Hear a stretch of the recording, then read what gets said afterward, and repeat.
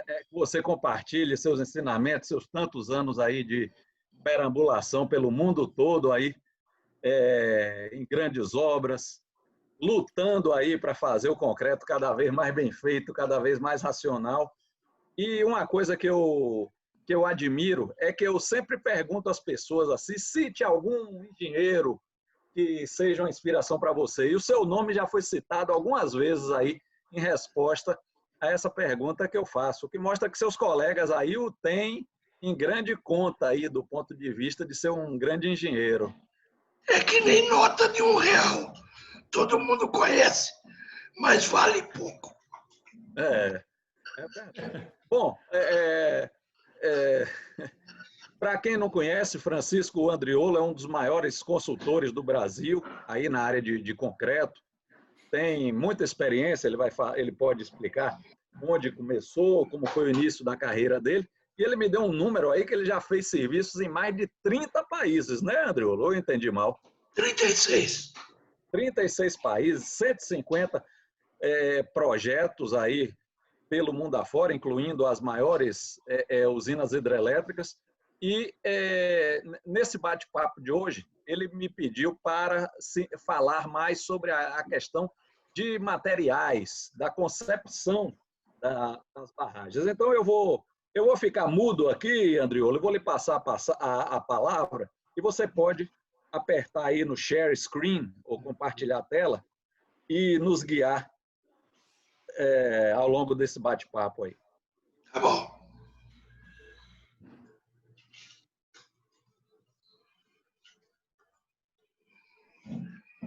Bom, não tenha dúvida que, ao iniciar um projeto, vocês estão me ouvindo? Sim. Estou ouvindo.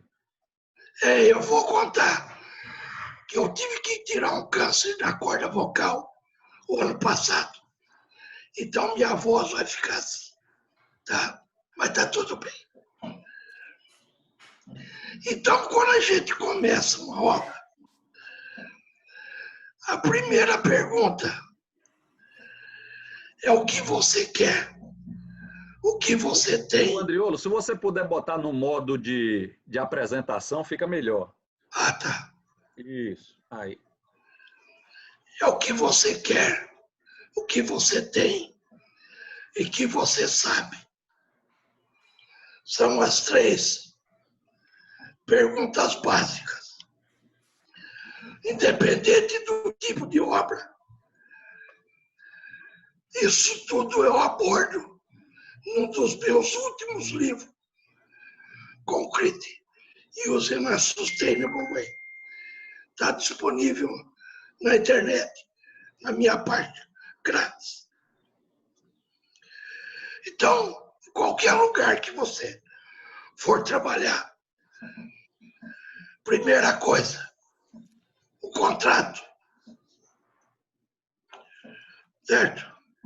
O segundo, quais são as normas vigentes?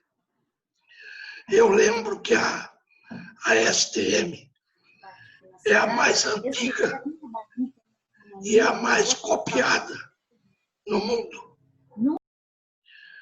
Desde 1898.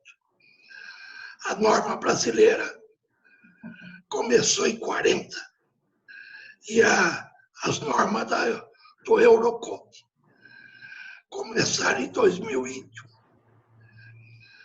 O segundo item de um trabalho são as especificações técnicas, que tem a sua prevalência após o contrato. Outro item é a parte de como vamos receber. Tá certo? Vocês aí têm mais experiência do que eu nisso. Mas é uma coisa importante a ser vista. Contrato, especificação e norma de medição e pagamento. Outro conjunto é o biófico antes disso, o bioquímico. No Brasil, isso, a norma de medição e pagamento e a lista de quantidades são pouco conceitualmente disciplinadas. Tem obra que nem especificação direito tem. Então, por isso, a gente tem muita margem negocial, mas, por outro lado, a responsabilidade do empreendimento perante a sociedade de uma obra pública fica um pouco jogado ao lado.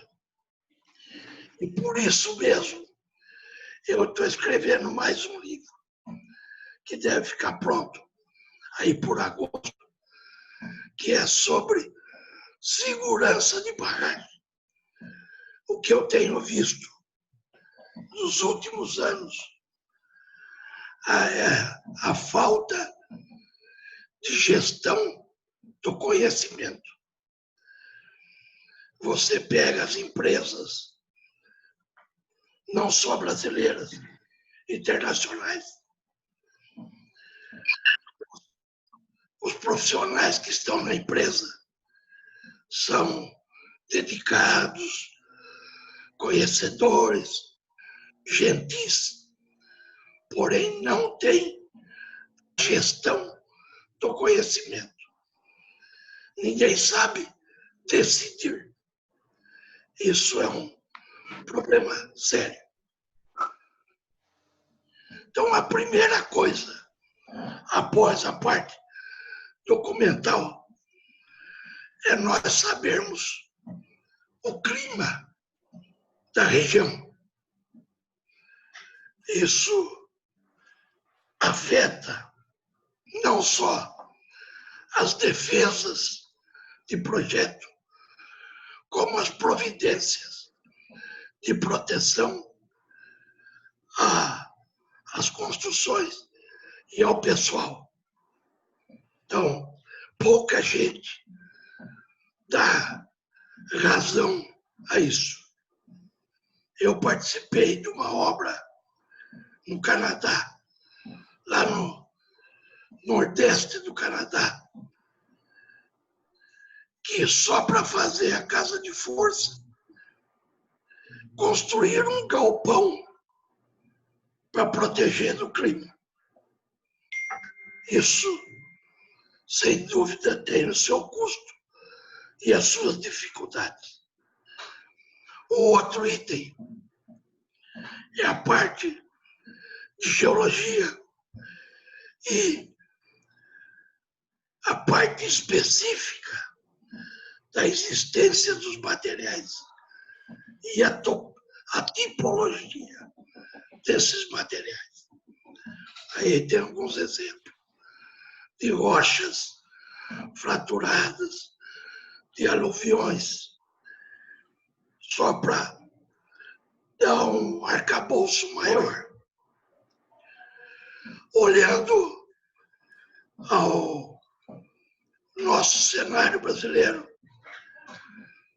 a parte do cimento é distribuída praticamente por poucos fabricantes.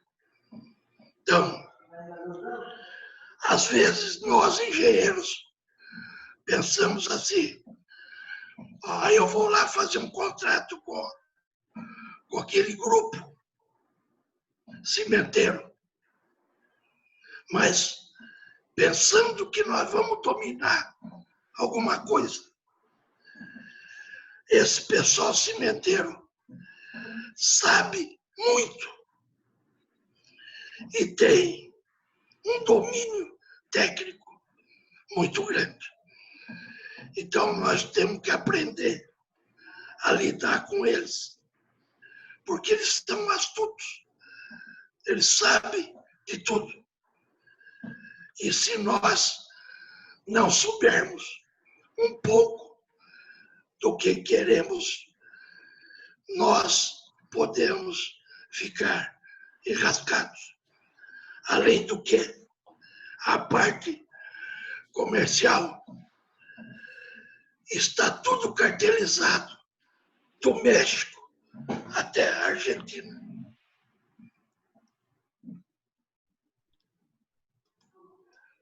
Desde o México até a Argentina, está tudo cartelizado. Então, há uma necessidade de cuidado. Alguma pergunta? Não, pode seguir em frente.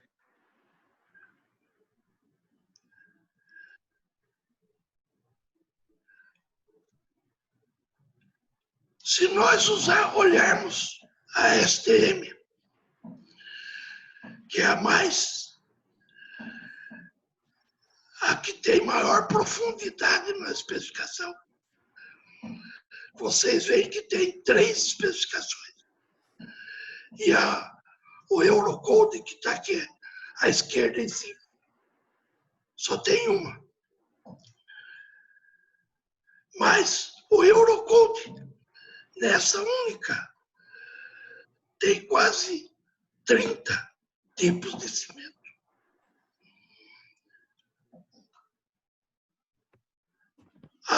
As da STM tem ao redor de 25 tipos de cimento, dividido em praticamente 3 normas. E a norma brasileira, eu já participei das discussões das normas brasileiras, são comandadas praticamente pelo grupo cimenteiro. Então, a última revisão que teve foi dia 3 de julho de 2018 e praticamente reduziu-se a cerca de 8 cimentos. Certo? Tá? Aí é que eu digo, se vocês precisam de cimentos ou aglomerantes com características especiais, vocês têm que ser astutos. Vamos olhar a parte técnica. A parte técnica do cimento pode causar determinados tipos de reações expansivas, como a reação do cimento com os agregados e uma outra reação que é pouco conhecida no Brasil e mesmo nos Estados Unidos, que é a DEF, ou Delay Heterogita Formation. Quando a gente trabalha com cura térmica, por que nós não podemos ir acima de 60, 65 graus na cura térmica? Vocês já fizeram essa pergunta para si mesmo? Porque você provoca alteração nas reações. E ao ultrapassarmos 65 graus, nós podemos ter reações expansivas. Normalmente, quando a gente trabalha com pré-moldados, com cura térmica, muita gente cai do cavalo com esse tipo de reação e causa fissuras desse tipo que chegam até em vigas protendidas, arrancar a ancoragem dos cabos, como tem essa figura lá do direito embaixo. Essas figuras aqui são de uma obra no Texas.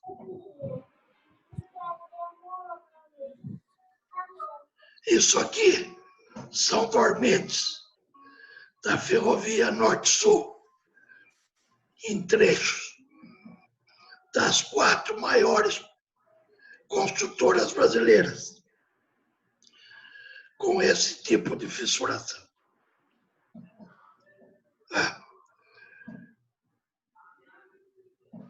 Perdendo toda a estabilidade da linha.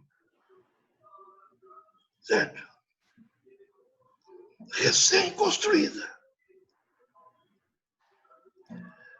Muitas dessas informações estão nos 2 primeiros livros meu, que eu passei cópia para o Aldo. Se vocês quiserem, ele manda para vocês. Isso, quem quiser cópia dos livros, vocês me mandam, porque no site de Andriolo tem 2 livros lá, mas me parece que não são esses 2, né, Andriolo? Não.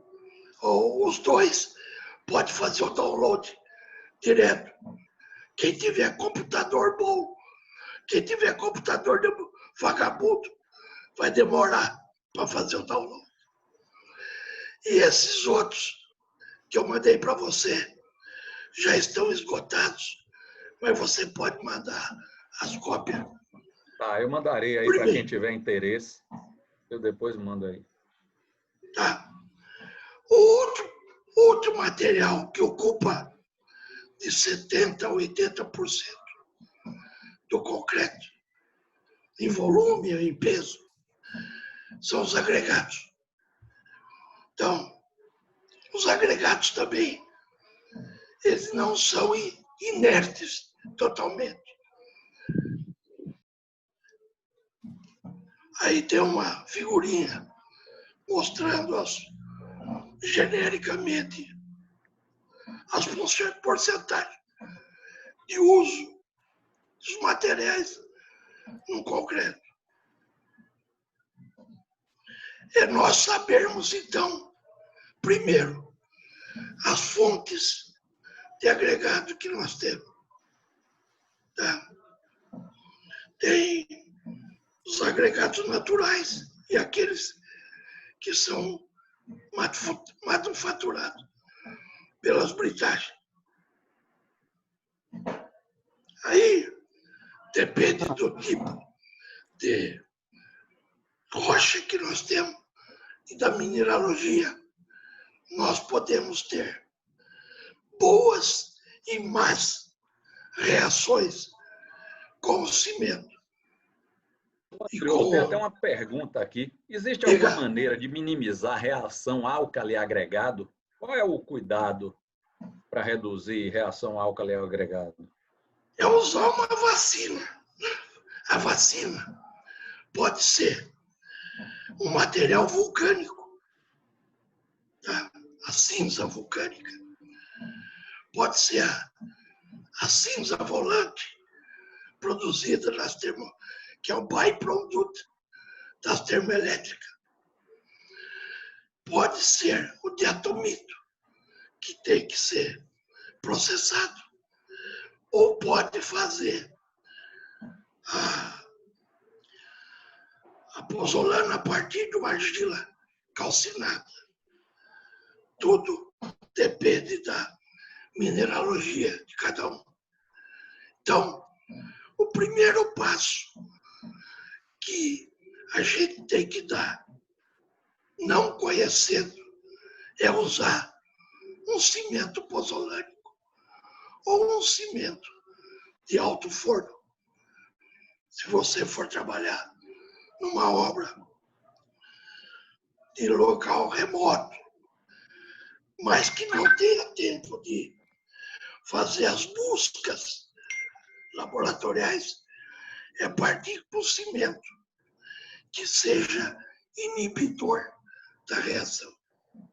Ok? Esse é o primeiro passo.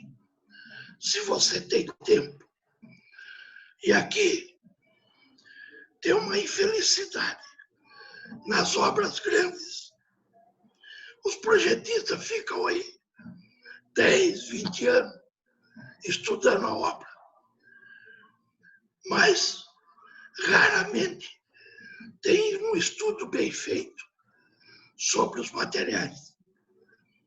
Então, a hora que começa a obra, eles colocam da responsabilidade do construtor a buscar soluções técnicas.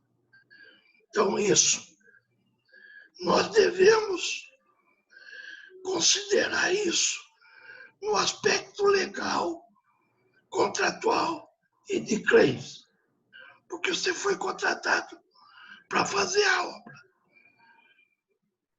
Uma obra que você recebeu os memoriais técnicos.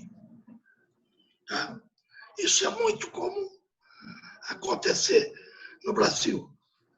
Estudos feitos de maneira pobre, não só no Brasil, os países árabes, os países da África também são assim. Respondi a pergunta. Certo, tudo bem. Vamos em frente.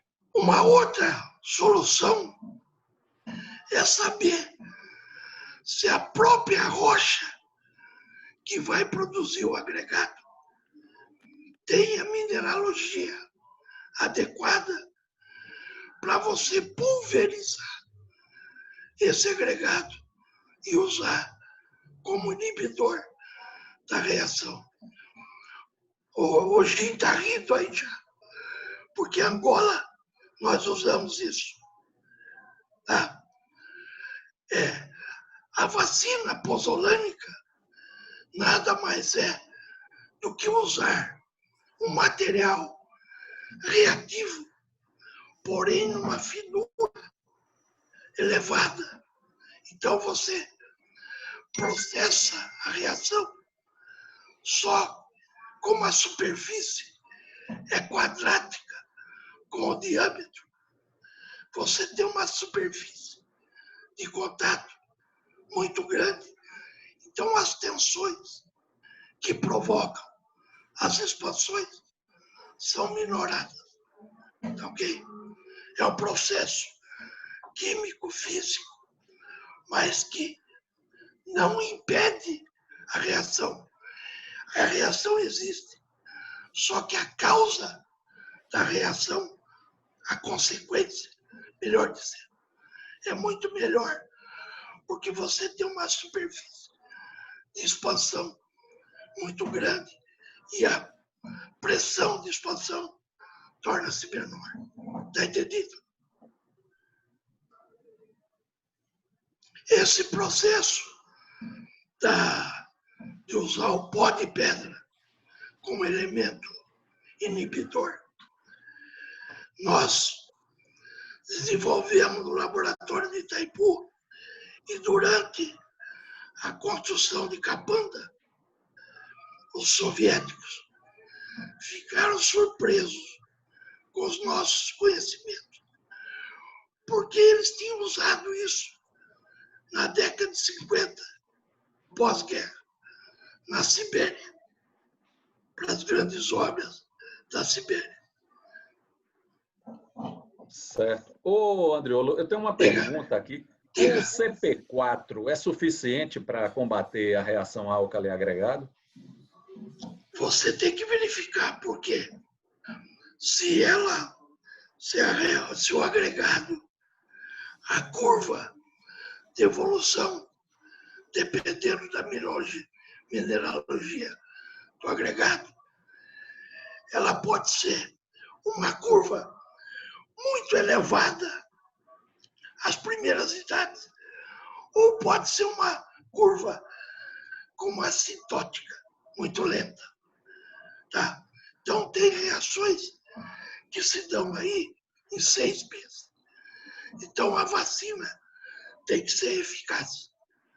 Tá? Tá. Você tem que ter. Ô, Andriolo, e como, Mas, como se pode, desculpe, mas como se pode remediar as carbonatações?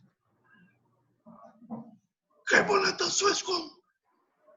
É uma pergunta que tem aqui, acho que é de um colega do Peru. As Ele vai, carbonatações. então, elaborar aqui. As Vamos em frente aqui. As carbonatações decorrem do cálcio, do óxido de cálcio ou hidróxido de cálcio liberado, não utilizado nas reações. Então, se houver uma fissura qualquer, que seja capilar, ela vai dar aquelas manchas brancas. A solução é justamente usar um cimento pozolano ou de alto forno. Ótimo. Podemos seguir em frente. Tá bom. Então, Eu queria só dizer ao pessoal que eu coloquei aqui no chat um link que me parece que já dá para vocês baixarem os livros de Andriolo por aí. Tem alguns colegas dizendo que deu certo. Então, tá aí no chat, é um link do WeTransfer. Eu baixei, deu tudo certo. Vocês também podem baixar por aí. Pode seguir tá em bom. frente, Andriolo, por favor. Então, esse aspecto do agregado e do cimento é uma coisa que tem que ser tomada em conta. Antigamente, até uns 10 anos atrás, todo mundo achava que a reação álcool-agregado era um problema de barragem. Mas os últimos congressos, mesmo brasileiro, tiraram essa ignorância e mostraram que tem muitos prédios no Nordeste, no Rio de Janeiro, afetados pela reação álcool-agregado. Então, porta não começa a fechar direito e assim sucessivamente.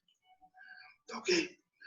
Um outro problema que existe em países frios é a reação a gelo de gelo. Então, isso aí se combate com cimento e temperatura. Quem for trabalhar com pavimento ou lastro de ferrovia tem que se preocupar também com o tipo de reação que se dá por argilo minerais que tenha nos agregados, na matriz, que ela, pela molhagem e secagem, ela pode se expandir. Como vocês veem aqui, isso é o material antes do ensaio, depois, antes, depois, antes, depois. Então, ela se altera, se expande, se fragmenta. Tá? Isso é um ensaio rápido, desenvolvido pelo Corps of Engineers, que é a imersão em etileno glicol.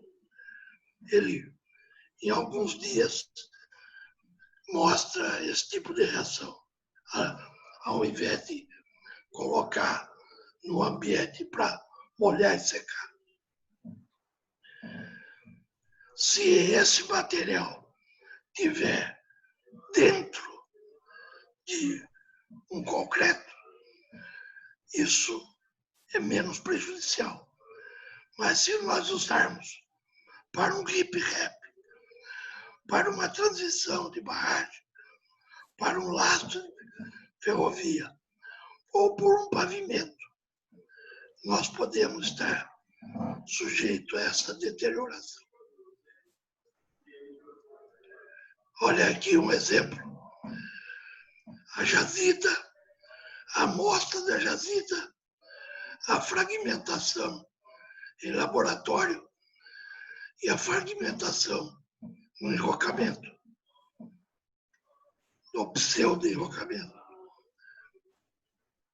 Então, as reações álcali-cílica, álcali-agregado, pode ser álcali-cílica ou álcali-carbonato. O álcali-carbonato é menos, vamos dizer, estatística menos presente.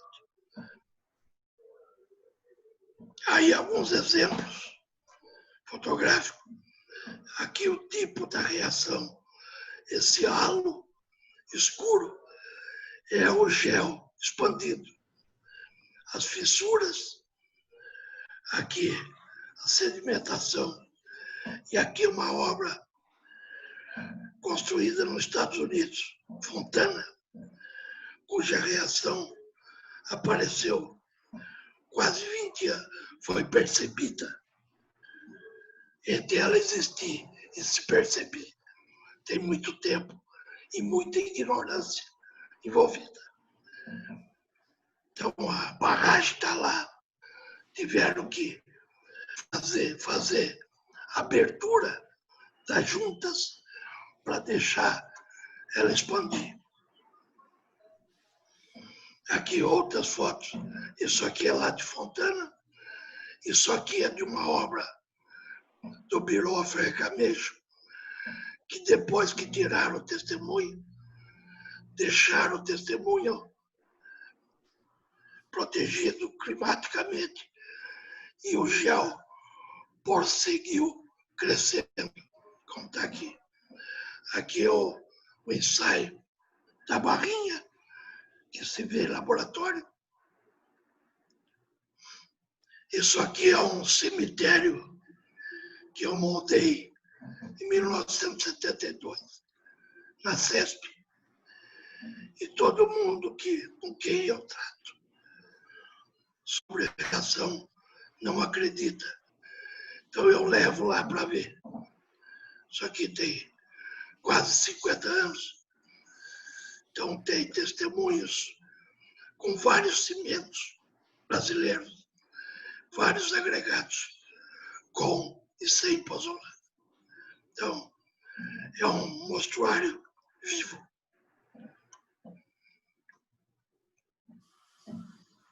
Outro fenômeno expansivo que também começou-se a debater mais recentemente são agregados com pirita, óxido de pirita. Normalmente, as regiões mineradoras que extraem minério de ferro ou outros metais pesados, quando vão construir obras, então, alguma região da Bahia, de Minas Gerais, pode estar sujeita à existência de pirita nos agregados. Também provoca expansão. Aqui um dado histórico.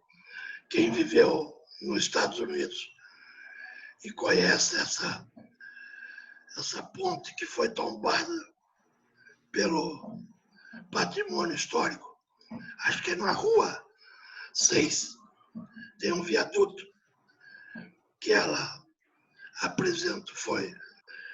foi construída em 32 e apresentou reações após alguns anos. Então, isso criou um motivo de debate, que é uma obra tombada historicamente, mas que ele não sabia se demolia ou se preservava. Então, reduziram o tráfego dela. Isso aqui é o cara que descobriu esse tipo de reação. Mas eu digo para você, mesmo nos Estados Unidos, continua-se errando em observar esse fenômeno. Aqui, novamente, Fontana. Essa é uma obra no estado do Rio de Janeiro. Não, estou trabalhando. Uma obra construída no estado do Rio, a Ilha dos Pombos. Ô mãe, estou trabalhando. Minha mãe. Pode ficar aí. Não, pode ficar.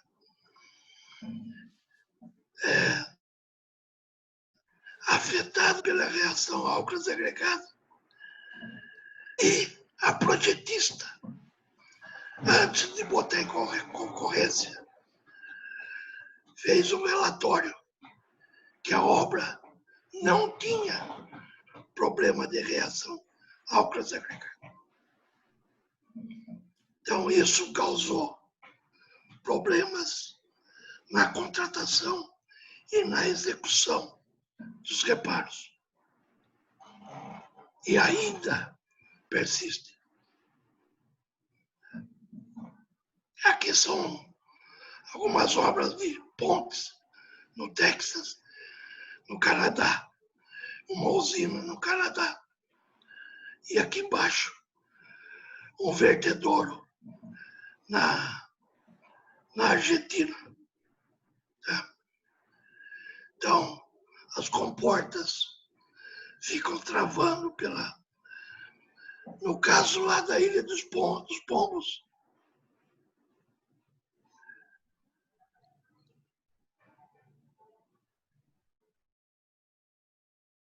A expansão foi tão grande que rompeu o trilho do maquinário que trabalha na crista.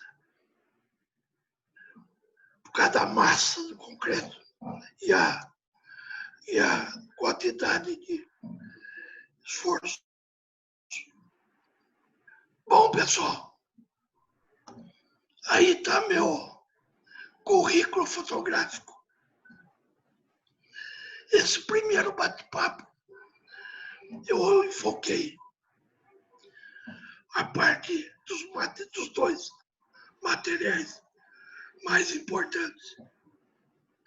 Não resta dúvida que os aditivos também afetam, mas eles afetam muito mais pela dosagem, pela quantidade que se usa, do que pela composição química, porque a maioria dos aditivos tem mais de 90% de água e menos de 10% de elemento reagente. Estou disposto a perguntas. Ô, Andreolo, eu vou lhe fazer uma primeira pergunta. Você atua mais na fase de projeto ou na fase de execução? Porque me parece que tudo isso que a gente viu aí se aplica mais à fase de projeto, no caso aí da barragem, né? Não, atuo hoje em 3 segmentos: projeto, construção e verificação das besteiras. Da segurança no ramo subsequente. A fase de projeto, a gente incentiva a tomar os cuidados a priori. Na fase de construção, por exemplo, no México, viajando pelo México e na Turquia, também apoiando o empreiteiro, observando uma região, eu falei, isso aqui tem material vulcânico que pode ser utilizado como cinza vulcânica. E a partir do Google, pela textura fotográfica, você tem uma noção da diferença dos materiais. Tá certo? Então, eu detetei e falei, vamos nesse local. Fomos e, na realidade, eram materiais com cinza vulcânica. Tá? Então, aí, trabalhando por empreiteiro. Certo. Ótimo. Tem uma pergunta aqui, Adriolo, sobre concreto adensável. Como é a sua experiência, sua opinião sobre concreto adensável? Não, no meu livro, Use of Sustainable Way, eu abordo. Então, isso aí, para os próximos bater-papo, eu procurarei colocar esses tópicos mais em detalhe. Concreto autodensável, concreto com agregado pré-colocado, CCR, massa, estrutural, tremi, todos esses a gente pode abordar. Ótimo, excelente. Tem uma pergunta aqui sobre DEF se essa formação da etringita tardia ocorre em função dos autocalores durante pega e cura do concreto, é isso? Positivo. Ah, exatamente. Tá Se bom. a reação tem uma grande obra brasileira atual, que na concretagem de umas camadas de sucção botaram cimento demais e a reação atingiu a temperatura de quase 80 graus.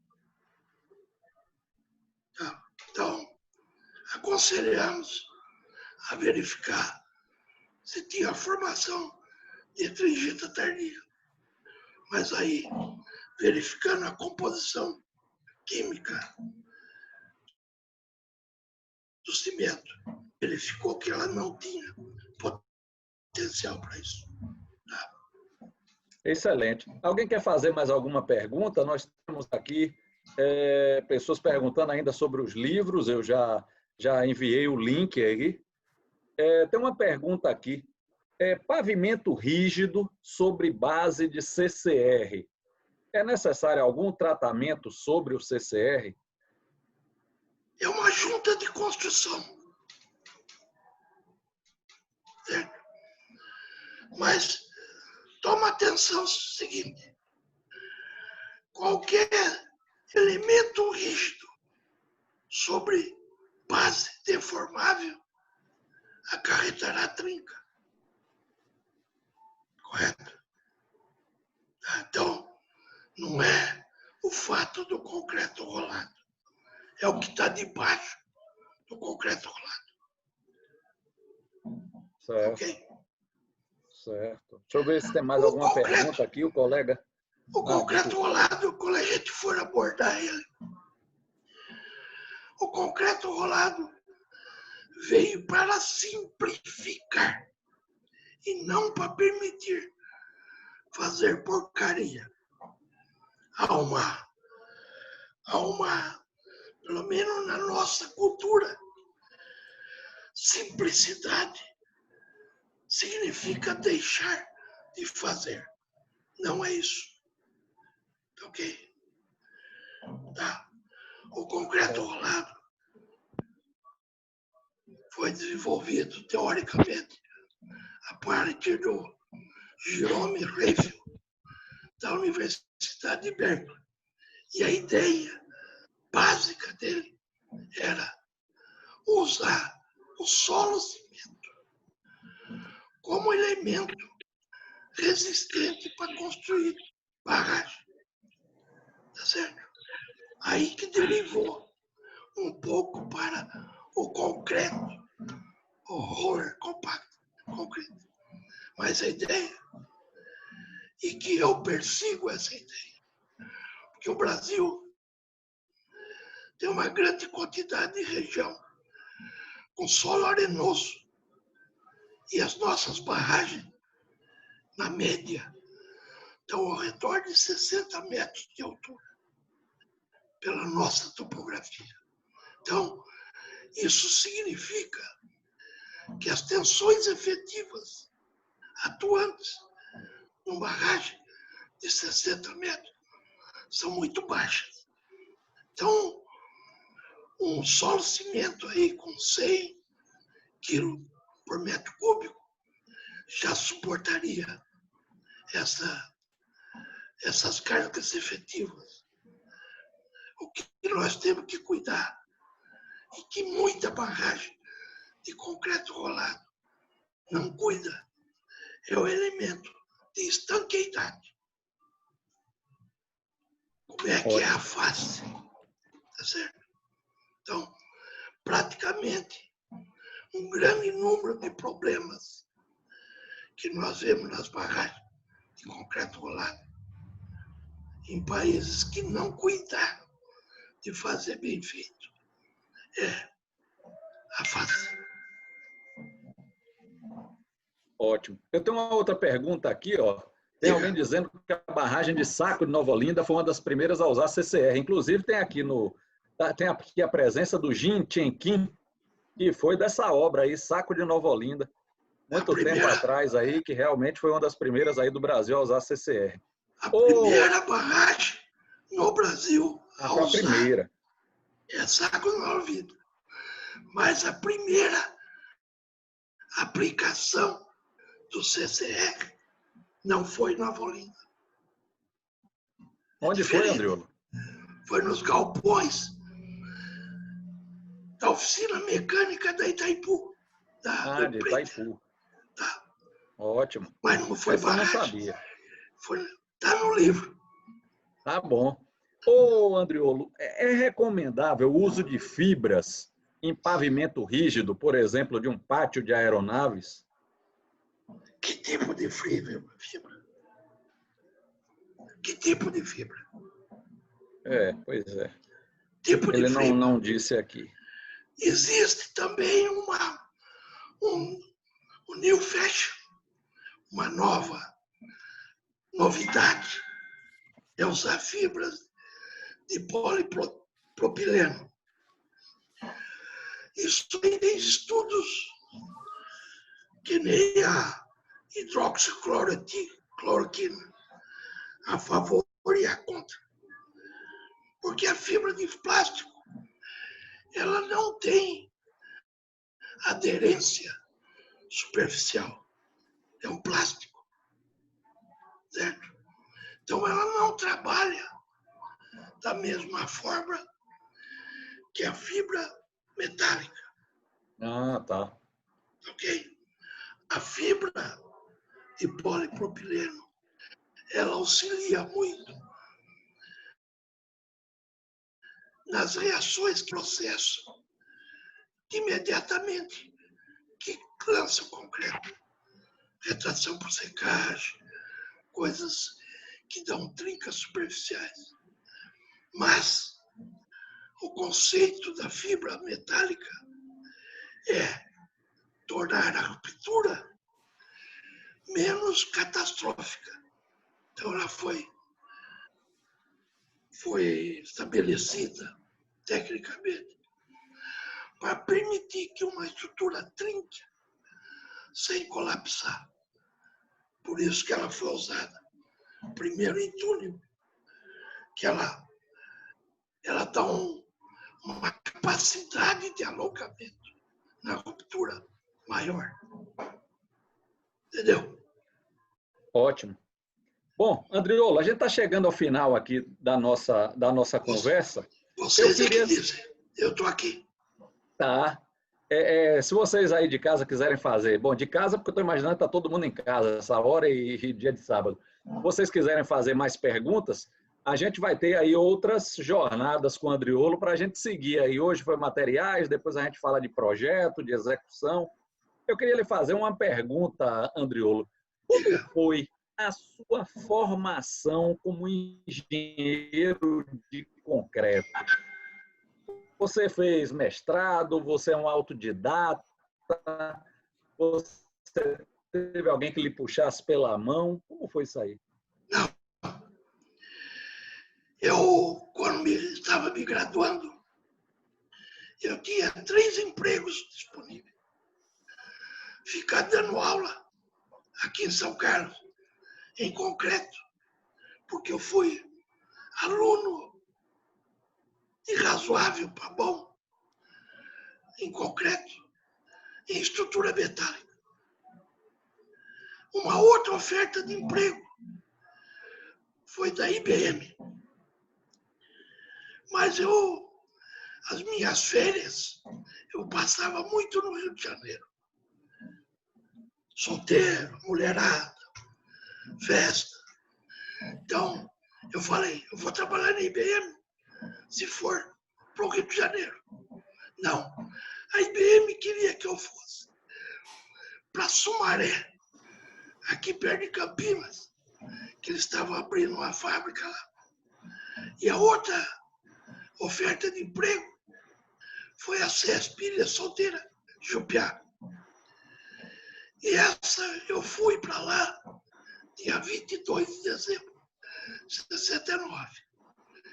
Na hora que eu vi aqueles caminhões de quase 2 metros de altura, de pneu, refrigeração para o concreto, britagem enorme. E fui trabalhar no laboratório da CESP. Se vocês imaginar um laboratório da CESP de obra, na ótica de hoje, vocês vão falar assim, é uma sala de 100 metros quadrados, 50 metros quadrados. Não. O laboratório da CESP tinha 2.500 metros quadrados. E a filosofia da CESP, que disseminou no setor hidrelétrico brasileiro, era o seguinte: tudo nós temos que resolver aqui, pela burocracia, que era grande e aumentou. E segundo, que os projetistas tinham que aprender. Isso em 1970. Que os empreiteiros tinham que aprender a fazer com qualidade. Não se preocupava muito com o custo. Tanto que Jupiá e Ilha Solteira foram construídas por administração. Tá? Mas a CESP tinha uma filosofia de pegar o projetista e o construtor. Quem sabe disso? Estados Unidos, Corbs, Pirot, TVA, Lenec de Portugal, Rússia. Vamos lá aprender. Então, foram 10 anos de aprendizado. Então, meu mestrado é Ilha Solteira. Meu doutorado é Itaipu. Itaipu, eu fui responsável por toda a parte do concreto. O laboratório tinha 3.500 metros quadrados. Só de equipamento tinha 30 milhões de dólares. 30 não, 3 milhões de dólares. Tá? Que compramos com isenção tributária de importação. E ninguém me perguntou para quê. Então, um sistema de qualidade exemplar. Então, a minha formação técnica vem disso. E, através disso, o olhar de desconfiar do contrato, da especificação técnica. A partir de 80, eu saí de Itaipu, fui trabalhar numa projetista para saber como é que o projetista pensa. Quais são as defesas de projeto. E, nesse mesmo ano, eu já comecei a consultoria. E a primeira consultoria foi em novembro de 1980. E depois, com o Odebrecht abrindo a área internacional, logo depois começamos a circular no âmbito internacional. Excelente. Bom, a gente vai ter a oportunidade de conversar nas outras sessões. Eu só queria que você terminasse essa sessão de hoje me dizendo duas coisas. Uma, um engenheiro que foi assim uma inspiração para você, e depois um livro que lhe marcou. Mas não é livro de reação ao lhe agregado, não. Um livro qualquer. Engenheiro que foram os consultores americanos e da Universidade de Berkeley, com quem a gente teve muito contato, pessoal do Corps of Engineers, do Biro, do TVA, e a equipe técnica da CESP, técnica e gerencial, que falava para a gente com de formato. Resolva. Resolva. Entendeu? Aí que a coisa pega. É resolver. Não é pegar um ensaio e falar, não deu. E aí, o que você não faz? deu e aí, né? Então, a CESP tem essa filosofia. Resolva o problema. Na época, nós fazíamos planejamento e programação para o construtor. Então, esse é um assunto que podemos abordar. Planejamento. Mas aí, o Jim, vocês são mais doutores. Tá? Mas dentro da engenharia, esse pessoal da Universidade de Berkeley, os americanos e os dirigentes da CESP foram o meu ponto básico. Excelente. E um livro que foi marcante para você, Andriolo? Isso é uma pergunta de entrevistador de TV. Eu, na realidade, não leio. Eu leio muito pouco de livros assim. Os que eu mais vou procurar saber são livros de biografia de gente que fez.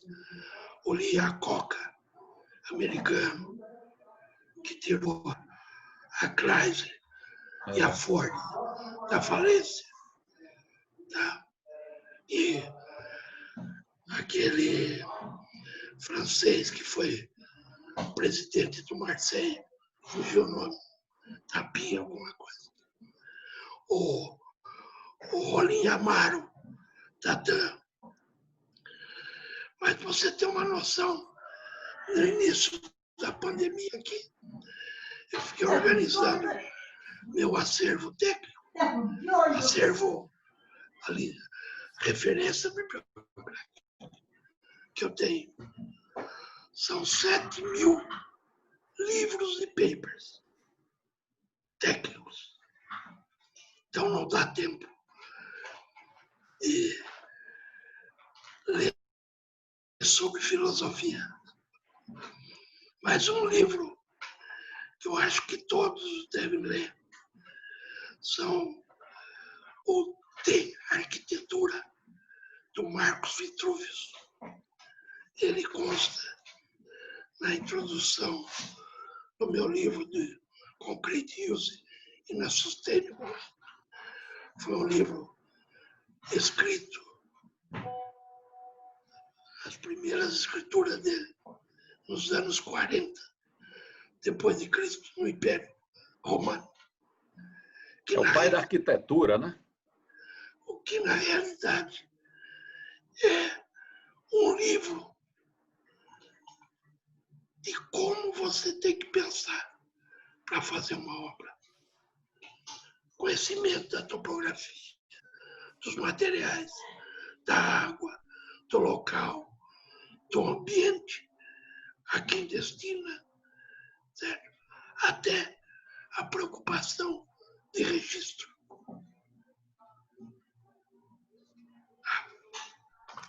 Dentro do livro dele são 10 capítulos. Excelente. Bom, Andriolo, obrigado.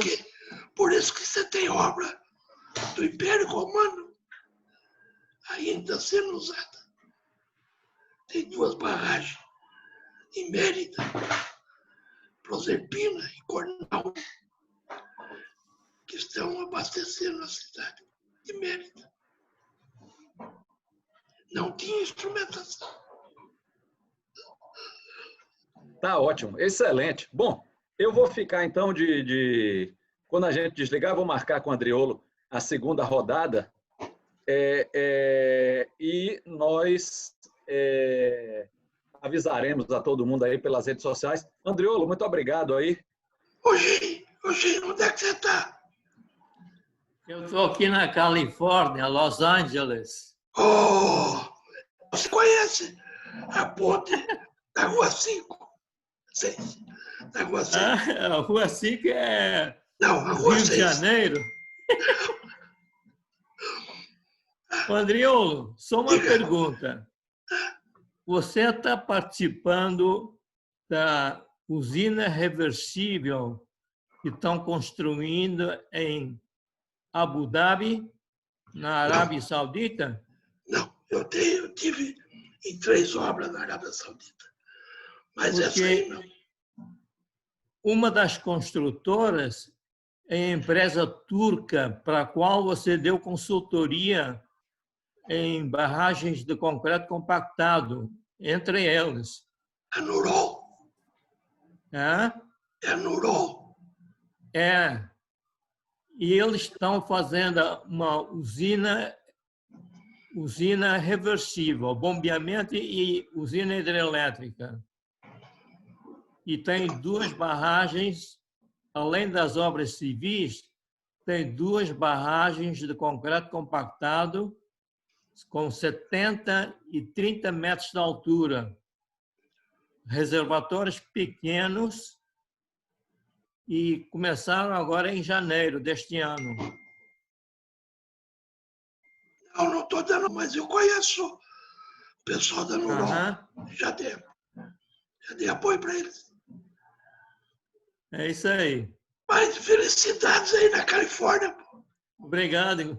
Igualmente para vocês lá no Brasil. Satisfação de saber.